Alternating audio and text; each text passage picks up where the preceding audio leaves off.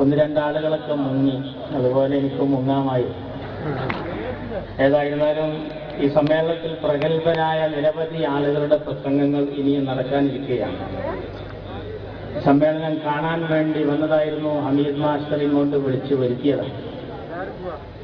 മുസ്ലിം ലീഗിന്റെ ഈ സന്തോഷം ഒന്ന് മുകളിലിരുന്ന് കാണാനുള്ള ആഗ്രഹം കൊണ്ട് ഇരുന്നു പോയതാണ്. നമുക്ക് ശത്രുക്കൾ വേണം, ശത്രു ഉണ്ടായേ പറ്റൂ. എന്റെ മുത്ത് ശിഹാബ് തങ്ങൾ വഫാത്താകുന്നതിന് മുമ്പ് പൊന്നാനി തെരഞ്ഞെടുപ്പിന്റെ സമയത്ത് ഞാൻ പാണക്കാട് വന്നപ്പോ ശിഹാബ് തങ്ങളുടെ അടുത്ത് ഇങ്ങനെ നിൽക്കുമ്പോൾ തങ്ങൾ ചോദിച്ചു, എവിടുന്നാണ് വരുന്നത്? വീട്ടിൽ നിന്നാണ് എന്ന് പറഞ്ഞപ്പോൾ തങ്ങൾ ചോദിച്ചു, എന്താ അവിടുത്തെ വിശേഷം? ഞാൻ വിചാരിച്ചു എന്റെ വീട്ടിലെ വിശേഷമാണെന്ന് കരുതിയിട്ട് ഞാൻ തങ്ങളോട് പറഞ്ഞു, കുട്ടികൾക്കൊക്കെ സുഖമാണ്. താങ്കൾ പറഞ്ഞ മറുപടി അതല്ല, പൊന്നാനിയിലെ വർത്താനം എന്താന്നാ ചോദിച്ചത്. പൊന്നാനിയിലെ വർത്താനം എന്താണ്? ഞാൻ പറഞ്ഞു, അവിടെ മഴനി ഇറങ്ങിയിട്ടുണ്ട് തങ്ങൾ പാപ്പ. ശിഹാബ് തങ്ങൾ പറഞ്ഞൊരു മറുപടി, മഴനി ഇറങ്ങണല്ലോ, മഴനി ഇറങ്ങണം, അപ്പോഴേ നമ്മളെ കുട്ടികൾക്ക് ഉഷാറ് കൂടുള്ളൂ എന്നാവുന്നത്. ശത്രു നമുക്കൊരു അലങ്കാരമാണ്. എതിരാളികളുടെ എണ്ണങ്ങനെ കൂട്ടിക്കോളി. അത്ര കണ്ട് ലീഗ് ഇങ്ങനെ പട്ടം പോലെ വളർന്ന് വളർന്ന് ഉയർന്നു പോകുക. നിങ്ങൾ ഊതുന്നതിനനുസരിച്ച് കാറ്റിങ്ങനെ വരും, ലീഗ് ഇങ്ങനെ പട്ടം പോലെ ഉയർന്നു പോകുക.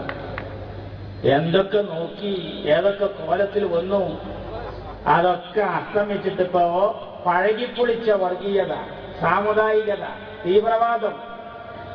ആരാ? പിണറായിയുടെ പാർട്ടി. ആലോചിക്കണം, ഞങ്ങളെ എതിർക്കാനാണോ എല്ലാവരും ഒറ്റക്കെട്ടാണ്? ഉമാ ഉണ്ണി, രാമൻപിള്ള, മഹദരി, പിണറായി, അങ്ങനെയുള്ള എല്ലാ ശത്രുക്കളും. പിന്നെ മാർക്സിസ്റ്റ് പാർട്ടിയുടെ മതവിഭാഗം മേധാവി ജമാഅത്തെ ഇസ്ലാമിയൊക്കെ ഉണ്ടല്ലോ, അവരമീറന്മാരെല്ലാരും കുറച്ചു ദിവസമായി ഞങ്ങളെ പറ്റി ഇങ്ങനെ എഴുതിക്കൊണ്ടേയിരിക്കുകയാണ്. ഞങ്ങൾക്ക് ജയിക്കാൻ പാടില്ല, ജയിക്കാൻ സമ്മതിക്കൂല. 10-20 ആള് ജയിച്ചു വന്നാൽ ഞങ്ങൾ എങ്ങനെയെങ്കിലും കൊണ്ട് വലിയ കാര്യമൊന്നുമല്ല നിയമസഭയിലേക്ക്. ആണുങ്ങളെ പോലെ തെരഞ്ഞെടുപ്പിന് നിന്നിട്ട് ഒരു പെട്ടിയെ കണ്ട് വെച്ചിട്ട് ചെയ്തൂടാ വോട്ട് എന്ന് പറഞ്ഞിട്ട് എണ്ണിയപ്പോ 45,000 ലീഡ് കിട്ടിയ ആൺകുട്ടികളാണ് ഈ കൂട്ടത്തിൽ ഇരിക്കുന്നത്. ഞങ്ങൾ ഈ ഭൂരിപക്ഷം കിട്ടിയിട്ട് ഞങ്ങൾ നിയമസഭയ്ക്കല്ലാതെ പിന്നെ എങ്ങോട്ടോട് പോവുക? ഞങ്ങൾ നിയമസഭയ്ക്ക് തന്നെ വരിക. ഞങ്ങളങ്ങനെ വന്നാൽ സമ്മതിക്കൂല. പിന്നെ ഞങ്ങൾക്ക് മന്ത്രിമാരെത്ര വേണം? ആര് മന്ത്രിയാണോ ഇവരാ തീരുമാനിക്കുക. അബ്ദുറബ്ബ് മന്ത്രിയായത് ശരിയായില്ല. അബ്ദുറബ്ബ് ആരാ? അബ്ദുറബ്ബ് നിങ്ങളാരാ? അമ്മോസനോ? അബ്ദുറബ്ബ് ഞങ്ങളെ നേതാവാ, ഞങ്ങൾ ജയിപ്പിച്ചതാ. ഞങ്ങൾ എങ്ങനെ പോണം? ജമാഅത്തെ ഇസ്ലാമി പറയും, മാർക്സിസ്റ്റ് പറയും. നിങ്ങളാരാ?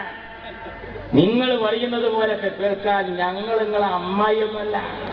ഈ രാജ്യത്ത് എങ്ങനെ പോകണമെന്ന് ഞങ്ങൾ പഠിച്ചിട്ടുണ്ട്. ലീഗായിട്ട് വളരുക, ലീഗലായിട്ട് പോകാനും അറിയാം, നിയമം പഠിച്ചിട്ടുണ്ട്. മോശക്കാരൊന്നല്ല. അങ്ങനെ മന്ത്രിമാര് വരുമ്പോ ഇവര് പറയാം. രാഷ്ട്രീയ പാർട്ടിക്കാരല്ലാത്തവരും അഭിപ്രായം പറയാം. ചിലർ പറയുന്നു സന്തുലിതാവസ്ഥ തകരും. വേറൊരാള് പറയാണ് 5-ാം മന്ത്രി കിട്ടിയതുകൊണ്ടൊന്നും സമുദായത്തിനൊന്നും മെച്ചമില്ല, 1-ാം മന്ത്രി കിട്ടിയതെല്ലാം മുമ്പ് അറിഞ്ഞിട്ടില്ല. അങ്ങനത്തെ ആൾക്കാരൊക്കെ ഉണ്ട്. ഞങ്ങൾ വെറുതൊന്നല്ല, ഞങ്ങൾ അവിഹിതമായി ഒന്നും ചോദിച്ചിട്ടില്ല. ഈ UDFന്റെ ചെമ്പില് 20 ചാക്ക് അരി ഞങ്ങളെ വകെ. 20 ചാക്ക് അരി, അത് 2 കിലോ കൊണ്ടിട്ടവരുണ്ട്. ഫിത്ർ സക്കാത്തിന്റെ 1.5 കിലോനുണ്ട്.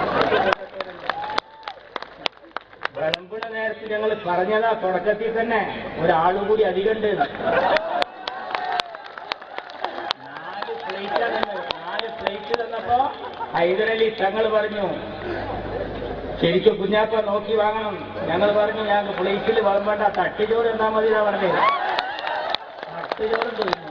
തട്ടുചോറ് തിന്ന് കുഞ്ഞാപ്പ 2 കോരി മുനീറിന്, 2 കോരി അബ്ദുറബ്ബിന്, 2 കോരി ഇബ്രാഹിമിന്, 4 കോരി കുഞ്ഞാപ്പട്ട്.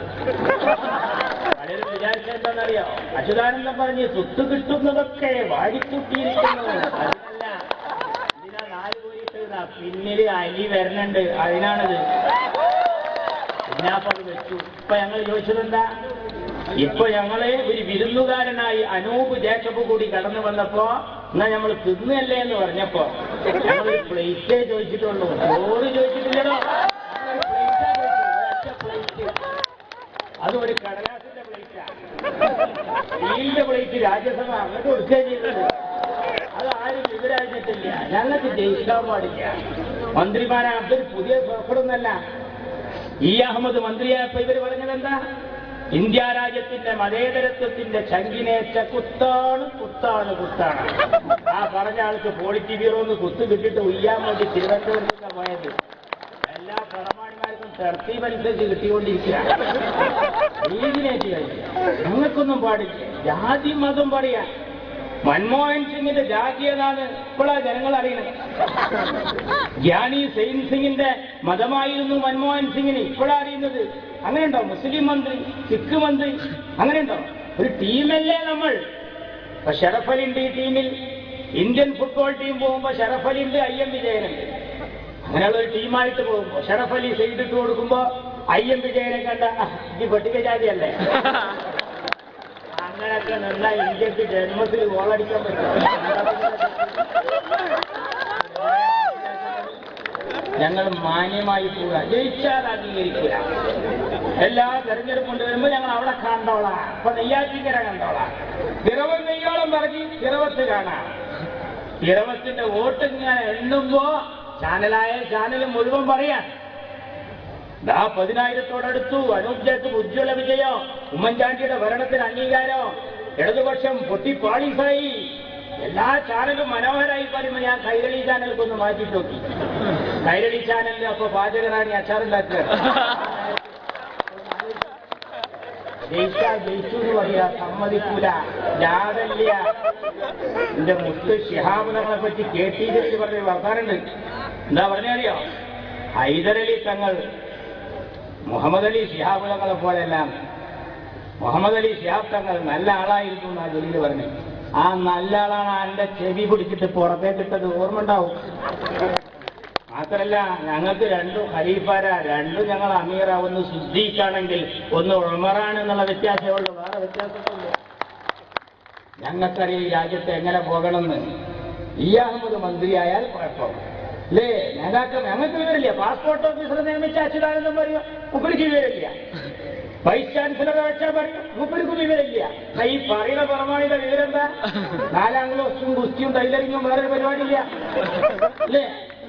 വേറൊരു പരിപാടിയിൽ എല്ലാവരും രാജിവെപ്പിക്കാൻ നടക്കുക. എത്ര കാലായി ഒരു രാഷ്ട്രീയ പ്രവർത്തനത്തിന് നേരമില്ല. ഇപ്പൊ കണ്ട യൂണിവേഴ്സിറ്റിയിൽ നല്ല നല്ല കാര്യങ്ങൾ ഞങ്ങൾ തുടങ്ങി. അങ്ങോട്ടൊന്നും പോയില്ല. യൂണിവേഴ്സിറ്റിയിൽ ഇവർക്ക് നമ്മളോട് ദേഷ്യം എന്താണെന്നറിയോ? നമ്മളെ വൈസ് ചാൻസലർ അവിടെ തൊഴിലുറപ്പേരെ കൊന്ന് കമ്മ്യൂണിസ്റ്റൊക്കെ വെട്ടിയതാണ്. കാരണം ഈ കമ്മ്യൂണിസത്തിന് ഷിയാറായിട്ട് ബാക്കി നിൽക്കണ അപ്പൊ മാത്രമേ ഉള്ളൂ. അതും കൂടി വെട്ടിയ ഒരു കുതിരടി കഴിക്കുമോ? അതാ ഈ പാർട്ടി. ഞാൻ ആലോചിക്കണം. മുസ്ലിം ലീഗ് വളർന്ന് പന്തലിക്കുകയാണ്. ഞാൻ അധികമൊന്നും പറയുന്നില്ല. കുറെ ചാനലിലെ പ്രമാണിമാര് സുനാമി നടക്കുമ്പോൾ എന്റെ കാല് ഭൂമിക്ക് താഴുമ്പോഴും ഞങ്ങളെ നെഞ്ഞത്തേക്കാണ്. ലീഗിനോട് നിങ്ങൾക്കിപ്പോൾ എന്തു തോന്നുന്നു? ഞങ്ങൾ നല്ല മറുപടി പറയുകയാണെങ്കിൽ രണ്ടട്ടാണി ഞാൻ താങ്കളിലേക്ക് തിരിച്ചു വരാം. 2 ആഴ്ച കഴിഞ്ഞിട്ട് കാണാൻ ഒരു മൂച്ചിലോട്ട് ഇങ്ങനെ വെക്കുന്നത്. ഞങ്ങൾക്കിതൊക്കെ അറിയാം. ഞങ്ങളിതൊക്കെ പഠിച്ചവരാണ്. ഞങ്ങൾ മാന്യന്മാരായതുകൊണ്ടാണ് ഈ നാട്ടിൽ കുഴപ്പം നടക്കാത്തത്. അത് കണ്ടില്ലേ? ഞാൻ ഇന്നലെ അത്തോളിയിൽ CHന്റെ നാട്ടിൽ പ്രസംഗിക്കുമ്പോഴാണ് ഈ കൊലപാതക വിവരം അവിടെ അറിയിക്കുന്നത്. പോലീസുകാർ പൊതുയോഗമൊന്ന് നിർത്താൻ പറഞ്ഞു. നമ്മുടെ ബംഗാളിന്റെ പ്രതിനിധി സാബിർ ഗഫാർ പ്രസംഗിച്ചുകൊണ്ടിരിക്കുകയാണ്. നിങ്ങൾ ആലോചിക്കണം. മാർക്സിസ്റ്റ് പാർട്ടിയുടെ അന്ധമായ രാഷ്ട്രീയ കുടിപ്പക, ആ കുടിപ്പകയുടെ വാൾമുനയേറ്റ് ഞെട്ടറ്റ് വീഴാത്ത ആരായി നാട്ടിലുള്ളത്? ആർക്കാ കിട്ടാത്തത്? എല്ലാവർക്കും ഉണ്ട്. CPIക്ക് കിട്ടിയില്ലേ? മാടായി, മാട്ടൂൽ, വളപട്ടണം, സത്യൻ മൊകേരിക്കും കാന്തലോട്ട് കുഞ്ഞമ്പൂവിന് എത്ര പറയാനുണ്ട്? ജനതാദളിന് പറയാനുണ്ട്. NDFന്റെ ഫസൽ ദേശാഭിമാനിയുടെ ഏജന്റ് തേജസിന്റെ ഏജന്റായി മാറിയപ്പോഴുണ്ടായ അത്ഭുതമാണ്. ആരും വിടൂല. എന്നിട്ട് ഇവര് നാട്ടിൽ മാന്യന്മാർ. ഞങ്ങൾക്കെതിരെ ദുരാരോപണങ്ങൾ നിരന്തരമായി ഞങ്ങളുടെ നേതാക്കൾക്കെതിരെ. എന്ന മാർക്സിസ്റ്റ് പാർട്ടി ഈ രാജ്യത്ത് തകർന്ന് തരിപ്പണമാവാൻ പോവുകയാണ്. കേരളത്തിൽ മാത്രമേ അവർക്ക് നിലനിൽപ്പുള്ളൂ ഇപ്പോ. അപ്പൊ ആ പ്രതിപക്ഷ രംഗത്ത് ഇങ്ങനെ വന്നിട്ട് വലിയ ബഹളം ഉണ്ടാക്കുക. എന്നിട്ട് നിയമസഭയിൽ ഒരു പ്രശ്നത്തിനും ഞങ്ങൾക്ക് ഒരു വികസന കാര്യത്തിനും നേരമില്ല. ഒരു സമ്മതിക്കില്ല. അതിൽ ഉമ്മൻചാണ്ടി കണ്ടോ? ജനങ്ങളെ പരാതി സ്വീകരിച്ചു പോകും. ഞാൻ ചുരുക്കുകയാണ്. എന്നാൽ ഈ അച്യുതാനന്ദ അങ്ങനെ ഒരു പരിപാടി നടത്തിയിരുന്നോ? ജനസമ്പർക്ക പരിപാടി ഇല്ല. ഞങ്ങളെ ഭരണത്തെ പറ്റി പഠിക്കുക ഐക്യരാഷ്ട്ര സംഘടന, ഐക്യജനാധിപത്യ മുന്നണിയല്ല, ഐക്യരാഷ്ട്ര സംഘടനയുടെ പ്രതിനിധികൾ വരുന്നുണ്ട്. എന്നാൽ ഈ അച്യുതാനന്ദന്റെ ഭരണം പഠിക്കാനെങ്കിലും വന്നിരുന്നോ? എന്റെ ഓർമ്മയിൽ എന്നാൽ ആരോ ഇയാളെ നമ്പൂരി ചോദിച്ചു, എന്തിനാ ടിപ്പറിലോടിക്കാരാണ് നിങ്ങൾ ആ JCB എടുത്ത മണ്ണൊക്കെ എവിടെ കൊട്ടിന്ന് കഴിക്കാനായിട്ട് എന്താന്ന് ചോദിച്ചാൽ ഇവരൊക്കെ നാട്ടിൽ ചെയ്തു കൂട്ടിയത് അതാണ്. മുസ്ലിം ലീഗിനെ എതിർക്കാൻ ആവനാഴിയിലെ അസ്ത്രങ്ങളൊക്കെ തീർന്നിരിക്കുന്നു. ഇനി ഒന്നും പറയാനില്ല. അപ്പൊ ലീഗിനെ ഇല്ലാത്ത കഥകൾ പറഞ്ഞിട്ട് ഞങ്ങളെ പ്രവർത്തകരെ വിശ്വാസത്തിലാക്കുക. ഇവർക്ക് കൂട്ടായിട്ട് മാധ്യമമുണ്ട്, ജമാഅത്തുണ്ട്, സുഡാപ്പിയുണ്ട്, എല്ലാവരും ഒറ്റക്കെട്ടായി നീങ്ങുക.